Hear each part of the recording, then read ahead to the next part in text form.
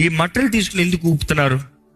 దానికి సాదృశ్యం ఉంది. ఏంటంటే when they show these palm leaves, it talks about victory. జయానికి సాదృశ్యం, ఆశీర్వాదానికి సాదృశ్యం, ప్రాస్పెరిటీకి సాదృశ్యం, దీవెనికి సాదృశ్యం, శాంతికి సాదృశ్యం, ఘనతకి సాదృశ్యం.